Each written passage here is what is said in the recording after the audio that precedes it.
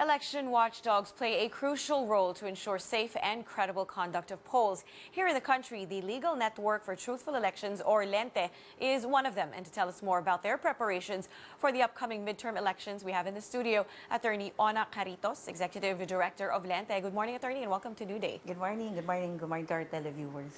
Now, this is obviously a very busy time Yes, for your organization. But first, what's your reaction to NAMFREL's rejection to be COMELEC's citizen arm? Well, our first reaction was we were a bit disappointed because it's barely a week before the elections and this happened. So it's really hard for the COMELEC to keep up and to replace another organization for NAMFREL's end. So it's we're a bit disappointed actually.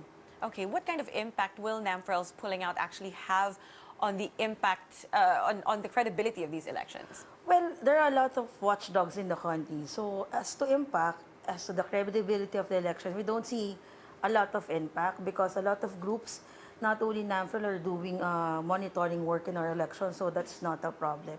But NAMFREL is always welcome to monitor. They have been one of the oldest monitor organizations in the Philippines. Their absence is a loss, but I think it will not create a big impact on the credibility of our elections. Okay, that being said, your organization is also a watchdog. Do you feel like with NAMFREL being out, there's a certain space that you need to fill up in their absence? Yeah, so just like what I told in interviews before, we do what we can and we do what is needed for the credibility of our election. So if ever we are called by COMELEC to replace NAMFREL as their RMA partner, then we will do so. So, which leads me to my next question. How exactly are you guys preparing for next week? Well, we're in the last week of training our volunteers on the work that we will do on election day. So this is the last week for us, and we have trainings until Saturday to ensure that our volunteers are capacitated to do the work that we'll need to do on Monday.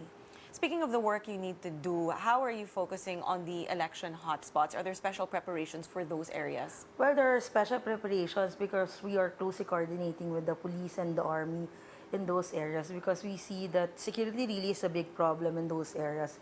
And there's a need for constant coordination, communication with the security sector to ensure that no more violence happens until the day of the elections. Voting has already started overseas. Yes. How do you guys monitor absentee voting, and what are your observations so far? Well, we monitor online. That's a pilot project that we're doing in these elections. We're doing online monitoring. The number one problem that we see the past 20 days in overseas absentee voting is the lack of information of our voters because we receive tens of questions, hundreds of questions as to the way that the voters will vote, how would they ensure that their ballots are transported back safely to the embassies for counting. Another problem is disinformation because just like in the previous elections, there are lots of videos circulating around in social media alleging fraud, alleging there's cheating. So those are the two problems that we encountered so far in overseas voting. Okay, there are a lot of reactions and worries from some sectors that these elections might be rigged, whether here on local shores or overseas, as you mentioned. Are these completely unfounded for now? Well, we always nuance between cheating in an automated election system and cheating in a manual election system. And what we observe for the past three major elections where we use automated elections, the old school way of cheating has become more rampant, like vote buying, vote selling, threats, intimidation, and the old school way of fraud, like dagdag bawat isa, it has been lessened. It has been tampered by the automated election system. So we're looking more into documenting vote buying and vote selling.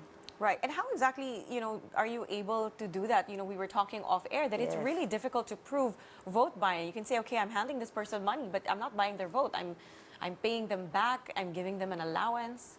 Well, our belief in Lente is that we're not the only ones passionate about documenting vote buying, vote selling, reporting this incident. So what we do in Lente is to train our partners like the churchgoers, PPCRV, NAMFREL on documenting these incidents.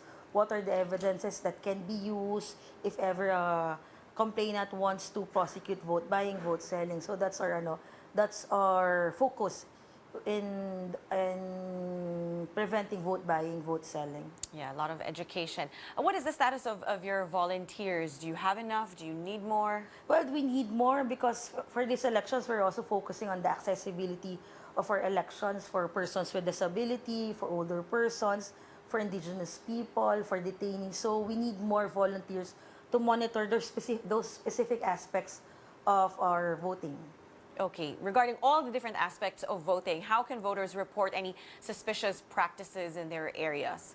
Well, first they should report to the police if vote buying is happening, and they report to COMELEC, and they can also report to us using our hotlines, using our Facebook page, so that if ever they need help in documenting or making an affidavit regarding those incidents, then they can do so.